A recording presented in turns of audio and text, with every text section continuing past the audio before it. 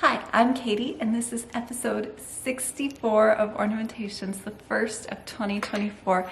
Happy New Year, everyone. I hope that you had a wonderful holiday and that the new year is bringing you good stitching, time spent with those you love, and that every good thing is in store for all of us ahead. So Christmas might be over and it's a new year, but today's episode is still all about holiday stitching because that's what's going on with me. My tree is still up, as you can see, and I'll be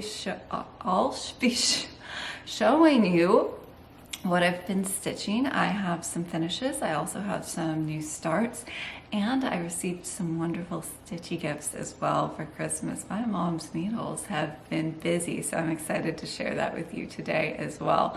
We had a wonderful, fun, and relaxing Christmas here with some really great gifts and some great laughs.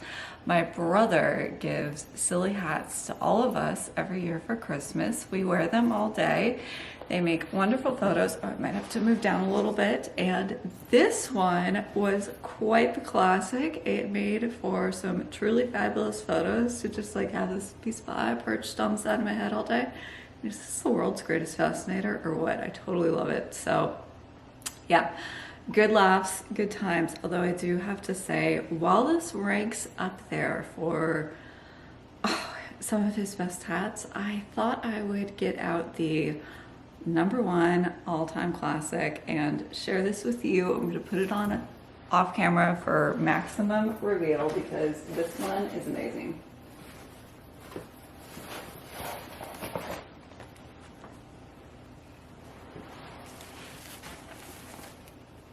Why yes, that is an iridescent jellyfish with tentacle thingies hanging around my head. I actually pull this out and show up on Christmas sometimes just so that I can wear it because it is so fabulously hilarious. I mean, what mad genius came up with this? It's amazing. I love it. This is classic. So that remains his all-time best. That's from several years ago, but the pumpkin pie fascinator was a pretty good one. I've got to hand it to him. How does he find these things? It's amazing. He's also a really big fan of the gag gift. So this year he also gave me an industrial strength palette to move all my boxes for my enormous business. Yeah, my business isn't that big and I don't need an industrial strength palette, but we did get a really good laugh out of it and it made for some really fabulous photos, which I will insert here.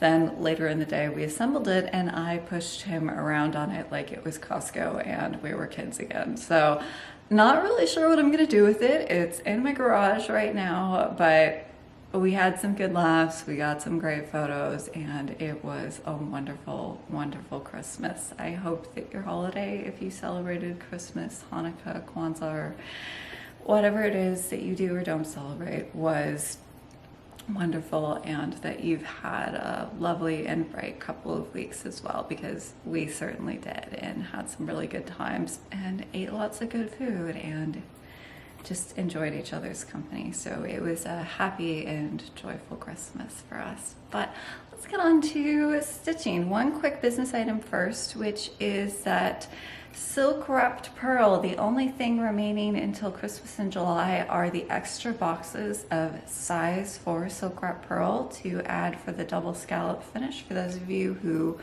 might have bought the single loop kits before this became available, I'll take pre-orders for this for 1 more week and then I will close it off, and whatever remains will be set aside for the for July's kits. We are trying to produce more of this color since demand was so high, and then the sparkle silk wrapped pearl finishing kits will come back for Christmas in July. And now let's get to finishes because I've got a couple of good ones.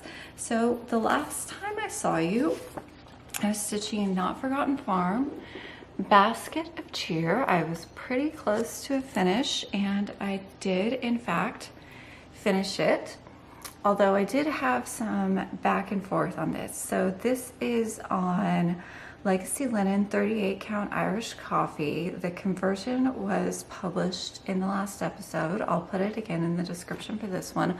Although this time I've added some embellishments. So those are some lovely gold lined seed beads and then some silver lined ruby beads. I will put the information for the embellishments in the description as well. So I was originally going to do the embellished crystal hanger for this. I showed you the beads last time I finished this. I did the final finishing. I put the braid on. I went to start stitching crystals and I realized that all of those crystal drops I had were the wrong color. They were a much brighter red. I'll insert a photo here. I put them on thinking, you know, it's red, it's sparkly, it'll look great on the tree, who really cares? But the thing is, I didn't like it. I specifically chose this color of red to coordinate with the crystal color that's on here now, Scarlet. And that was what I wanted to see. So I removed the drops, as you can see, and then I added just the crystal briolette edging, the same that was used on Cardinalkin and many other of my pieces. I do love this finish. It's super quick and easy. So those are just spaced 1/2 inch intervals around the edge. You stitch on a tiny little seed bead at the top to anchor it, and then you've got this lovely delicate little finish that has some great sparkle to it to hang on your tree. So loving Basket of Cheer. I do actually want to stitch this again next year as a pillow finish to add to a display. And I am definitely going to keep this chart out so that I can reuse these great trees with the extra straight stitches. They just add so much detail. I have actually already found a project on which I want to add those trees. And then, sorry, since I'm not in my usual spot, I don't have a lot of space to put things, so it's gonna be a little ad hoc. Then I did end up starting and finishing another Notforgotten Farm. This is Cinder Claus. This guy is just the cutest thing since sliced bread. And love, love all of them. So as I told you last time, I wanted to stitch this on the Desert Taipan by Fox and Rabbit that Karen and Brian gave me, and stitch this to kind of remember 2023, stitchy friends, meeting them, and all the great times that we had in this year, because my friend Laura had shared this chart with me, suggested that we stitch it. Brian and Karen gave me the linen, so that was my way of kind of just remembering a really great year for stitching and stitchy friends. And this is my fabulous little finish. This is an original silk conversion. I will share it in the description. I used the soft metallic cord. This is wholesaled by Access Commodities. Any LNS can order it for you. I love that it comes in different colors. This kind of like gold blackish brown color is a great accent to the Bijoux that I used in this guy, Renaissance Gold. So it's used for the ho ho ho and then the stem of the tree.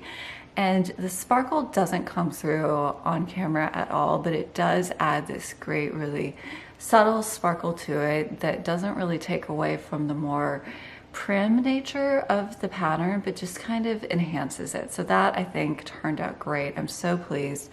And then I gave him little crystal beads for his eyes. Those are plain seed beads for the buttons on his coat. And then I overstitched his beard and his little, I guess he's balding. He's got hair just at the side by his ears. That is with Fuzzy Stuff by Rainbow Gallery. I've used this trick before on my Prairie Schooler Santas. So this is by Rainbow Gallery. It's a needlepoint thread, and I will do a quick tutorial on this for next holiday, but just as a quick primer, because many of you have asked, you use a large chenille needle. I think I used a size 22, it might have been a 24. You'll have to experiment a little bit with that.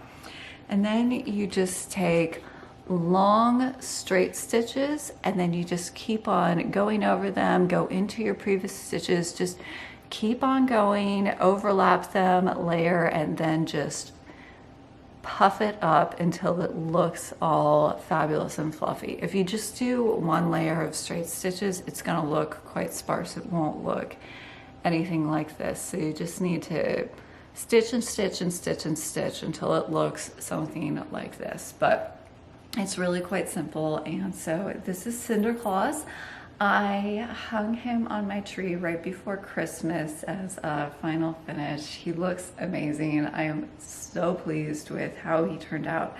And if you're looking for something fun, fast, and easy to stitch, I can't recommend this guy highly enough. He's fabulous and he looks amazing on my tree.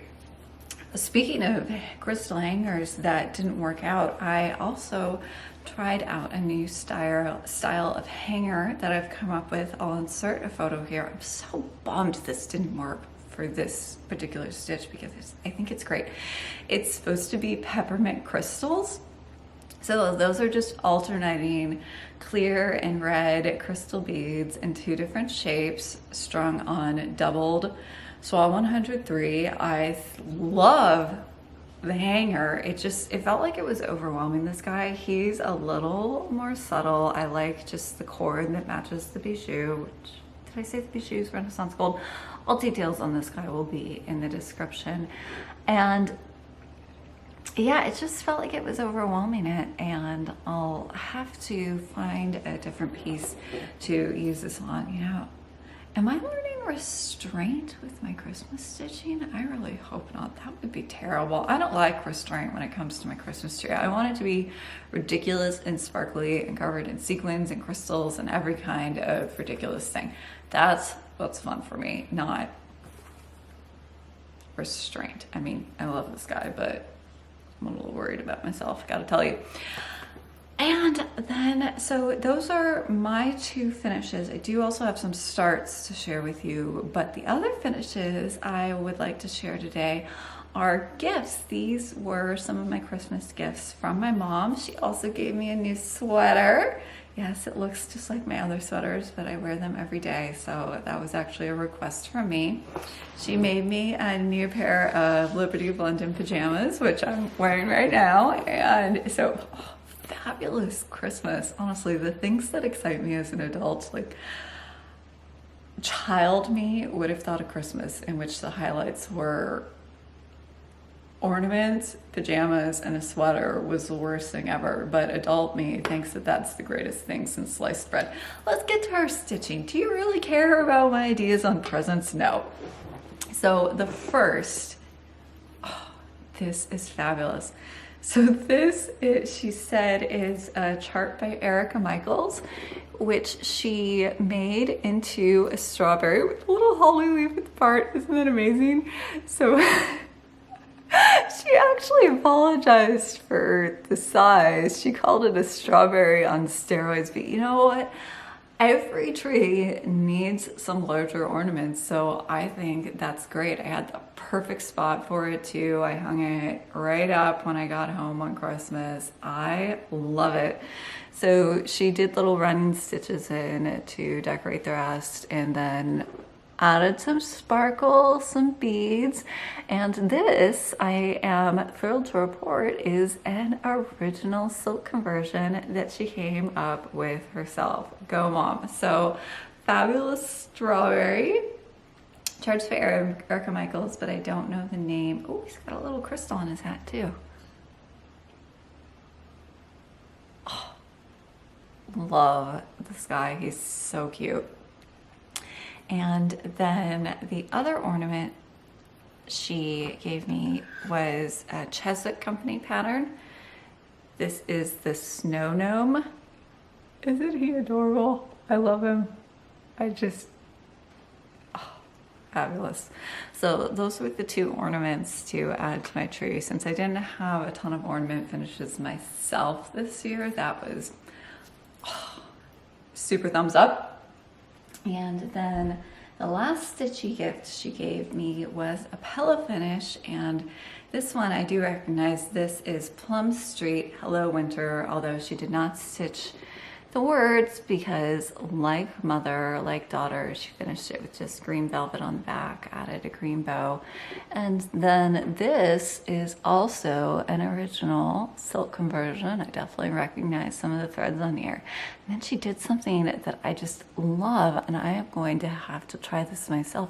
She used a silver Accentuate for some of the snowflakes. I know the ground here is legacy linen Russian tea cake, as it is with my Santa strawberry. Again, like mother, like daughter, we both love that linen.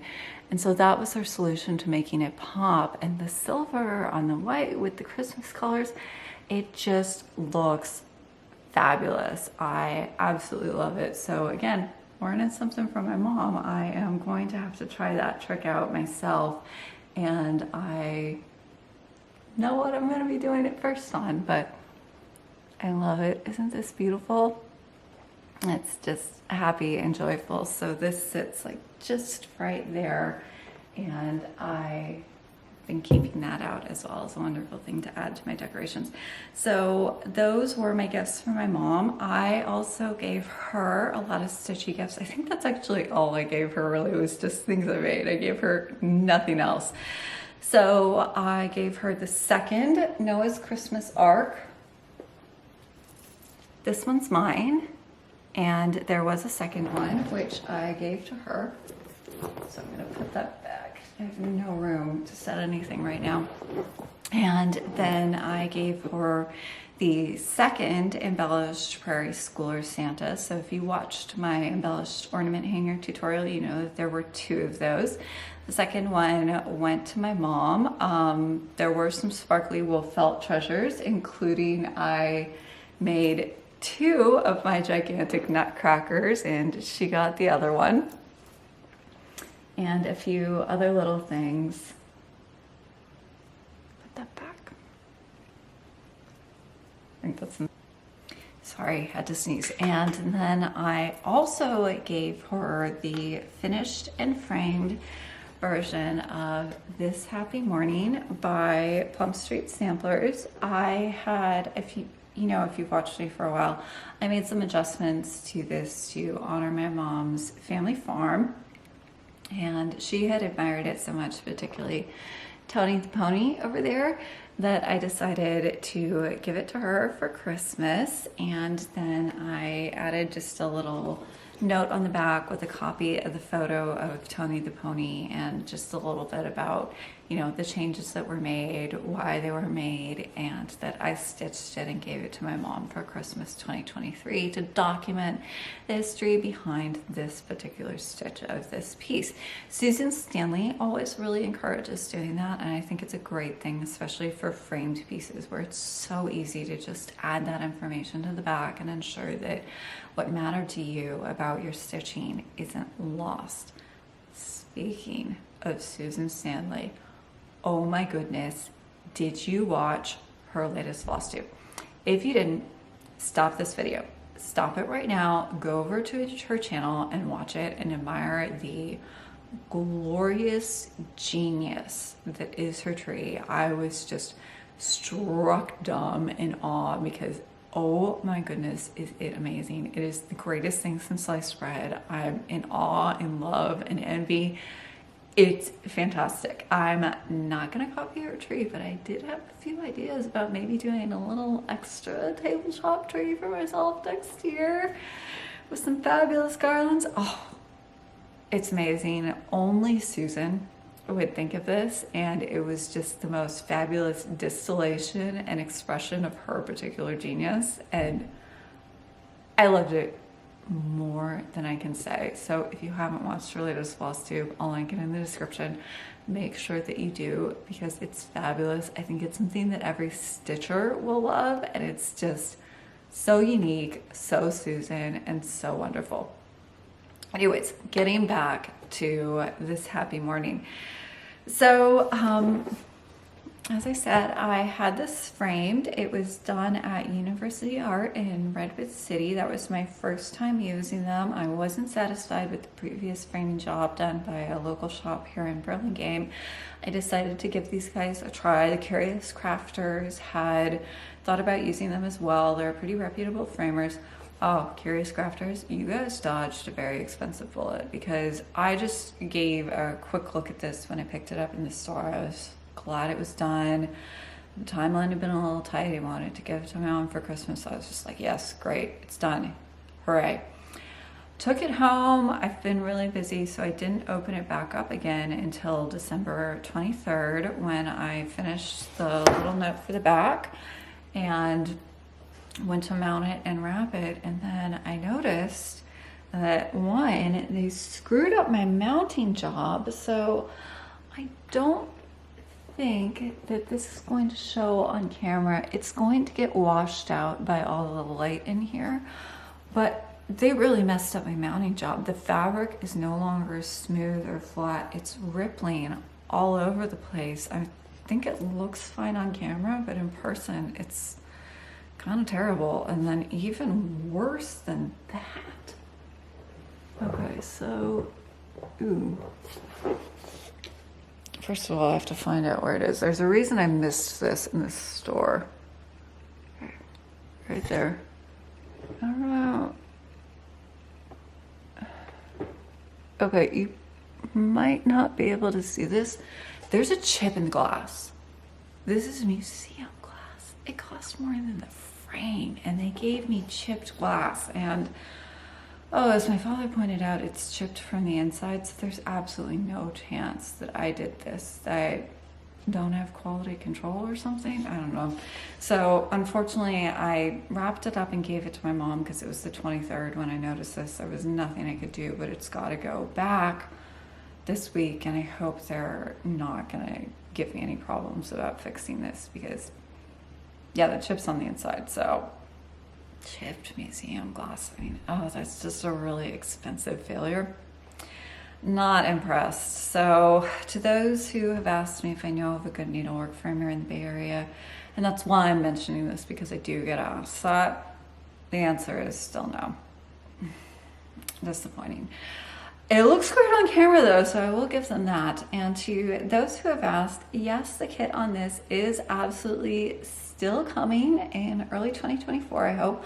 I do have most of the threads in stock already. I have not forgotten about this. It's coming. We're still waiting on 2 dye lots. So when those get in, and no, I don't have an ETA on that. They'll arrive when they arrive, and I will let you know as soon as I have a release date on this, because my personal framing about this aside, it's beautiful piece. It's so stunning. Those reds, those greens, the design, and the leaves and the grass, and it's just, this is a beautiful piece. So I can't recommend it highly enough, and I will be very excited to bring the kit to you sometime, hopefully in early 2024. So don't worry, I haven't forgotten about that. Okay, new starts. I have 2. So the first is Stacey Nash Wonderful Life Pinky Drum. So as I said on my last episode, this was going to be my Christmas Eve and Christmas Day start, which I did, and then I've actually been working on it since. I'm not entirely sure what happened, but ornament fever seemed to break as soon as I finished Cinder Claus, and I actually found a lot of comfort and relaxation in this piece once I had it going, because I did get a really good start in on Christmas Day, and things have been pretty crazy with the run up to Sampler Symposium, which is almost here. So a little block stitching has been appropriately restful, and I do love how this piece is developing. So this is going to be the Christmas in July Flosstube kit. That means the conversion won't be shared. It'll be exclusive to the kit, available in July. And this is where I am so far. It's on Legacy Linen, Himalayan Fog, and I have made the conversion a little more tonal. So I've got this kind of taupey beigey color instead of the gold that was used for the chimneys. I thought it framed the house nicely on the gray. And then my greens are a little lighter and more tonal, but I think that's gonna look beautiful. So I want to add sparkly snowflakes to this, and I'm thinking this silver that my mom used for the Plum Street Hello Winter might be perfect with the gray and the tonal colors. That could be really beautiful. So I'm going to test that out. And then it does have filler around the house on either side. So the house is the big stitching on this drum, and then on one side it has the It's a Wonderful Life, and on the other it's got some floating trees and some snowflakes. And I was thinking, I mean, is this cheating? It's probably cheating, but I really want to do it.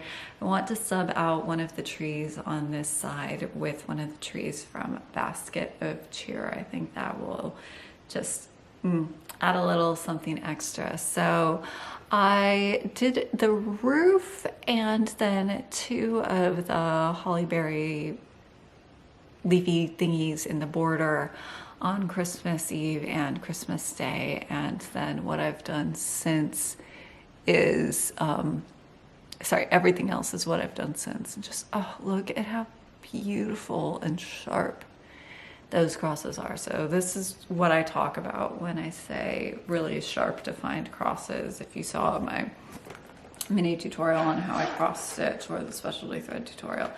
And then this is the conversion so far, minus what I think is going to be the sparkling silver snowflakes. I had thought I would just do those in the white, but although you can definitely see it, it doesn't really pop as much on this light gray.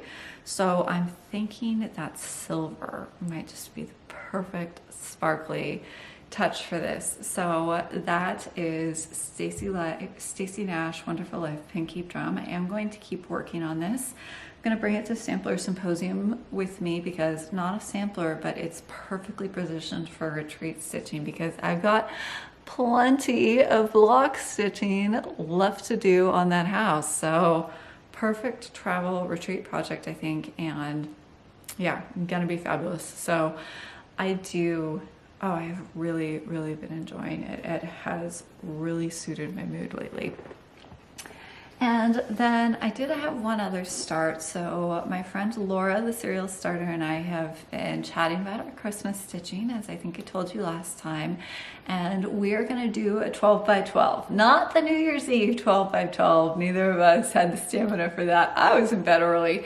And we are pledging to stitch one ornament every month in 2024 so that we'll have 12 ornaments for the year for next holiday. So I've got some plans for this, which I'll show you. I do want to do some wool applique ornaments during the year, not just cross stitch. I didn't have as much time for that this year. I've been crazy busy with all of the Sampler Symposium stuff. So my little nutcracker that I showed you last time is actually the only new felt ornament I've done for my tree this year. Unprecedented, let me tell you. But on the other hand, I added lots to my glass tree, and I haven't done anything on that for several years. So, you know, I got a lot of joy from that. And it's always some of this, some of that, right? So I am going to do some wool applique for some of my monthly ornaments, but for a New Year's Eve start, this sounded like such a good idea when Laura and I were planning this. I was like, oh yeah, that's perfect. Like, start the new year off right. And then, in the evening on New Year's Eve, I was just wiped out. So this is my teeny tiny start on my January ornament for 12 by 12. Overwhelming, right? Look at that. Yeah, you can see that I was wiped out. The fabric's not damaged there. Those are just fluffy bits. So this is going to be an original silk conversion. The fabric is Legacy Linen 38 count Wayfarer's Cloak, which is a little darker than the Cloister Cream Himalayan Fog. So I think the white is really going to show up on this. And then this is the 2023 Prairie Schooler Santa, and I have decided that this is going to be one of the holiday kits for next year.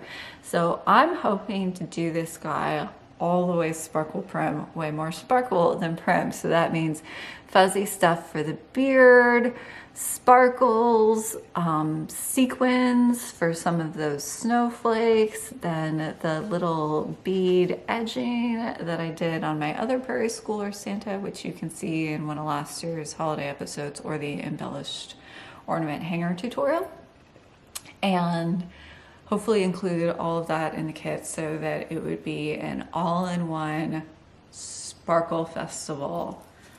I'm going to have a lot of fun with this guy, even if there's not a lot to show for it yet, but he's going to be great. I've got big plans for him. So that was my January ornament start. I mean, it's December when I started it, but all the stitching is going to be in January. 3 measly rows doesn't really count. So that's my January 12 by 12. And then I thought I'd show you just a couple of other plans. I haven't made a complete list yet, but I definitely want to do the 2016 Santa. I'm going to experiment on doing these on some different grounds. So one thing I've been thinking about is blue. I love blue on a tree, and I don't think you can really, there's none of it visible here, but I do have some pops of blue on this tree. It looks great against the red, the green, the pink. It's just the perfect complement. So I did Peppermint Pals and then Merry Old Soul by Brenda Gervais on Fox and Rabbit's Ocean Air. So this one I have just as a standalone display, but Merry Old Soul I did as an ornament. He's hanging on the tree just out of sight. Looks amazing. I love this bright blue for Christmas. So I went ahead and ordered some more Ocean Air, and I've been thinking about what goes on it. Is it maybe a Prairie Schooler to add a little bit of pop to the tree, because those are ornaments. The other thing I was thinking might be great would be the new Brenda Gervais Snow Magical. So he's got that pop of blue already in his sweater. I don't know, maybe I'll just have to do 2 versions of this and try out all my ideas. So I was thinking if you put him on blue and then did an even brighter blue sweater, it might just like, leap off the tree, right? So that's definitely going to be one of my plans, and this is what I'm thinking about. If you'd like to stitch one of your own, the conversions for both Peppermint Pals and Merry Old Soul were shared on my Flosstube. You can find them in my episode guide, which I will link in the description. So I do have tons of past holiday stitches and conversions published on past Flosstubes, and if you're looking for something to stitch, that's a great one. And then with that red edging, it just pops.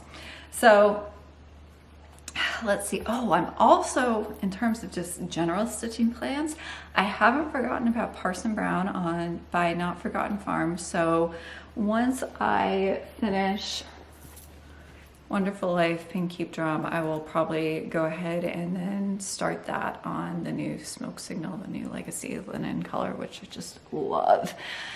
I always do a lot of holiday stitching in January after the holiday is over. For some people, I know it's, Christmas is over, you're ready to move on to the next season. For me, I just love having that time for myself in January, because a lot of the run up to Christmas for me is always about stitching gifts for other people. So January is when I get some of my own holiday stitching done, and I don't know, I'm always still feeling it in January, though I totally understand if you're like ready to be done. It's always kind of funny. So when I drive home from my parents' house on Christmas night, we usually finish around, I don't know, maybe 8 or 9 in the evening after dinner, and as I'm driving home, I can already see Christmas trees out on the curb to be collected, and it just makes me smile. It's a very different kind of experience from my own, but like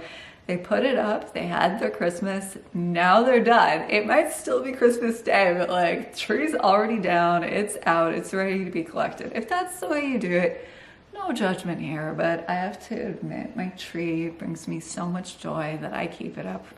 Yeah, usually until mid-January. I will take it down before Sampler Symposium just because it would be too depressing to come back from the attic and then be faced with having to take my tree down.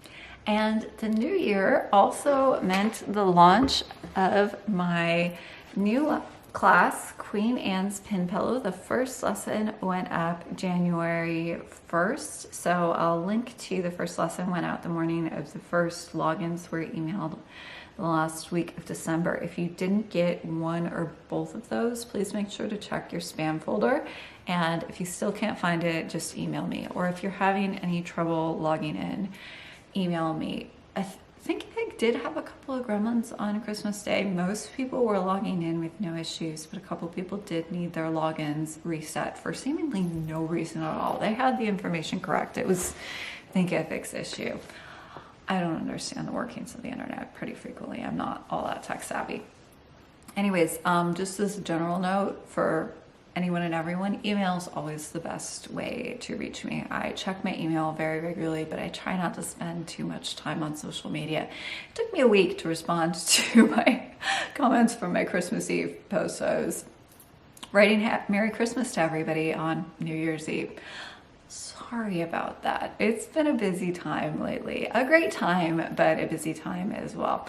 And for that, I have a true confession, which is that I owe you guys a 7,000 subscriber giveaway. I am definitely still doing that, but I did not have a chance to put that together for this episode with the rush of the holidays and the run up to Sampler Symposium.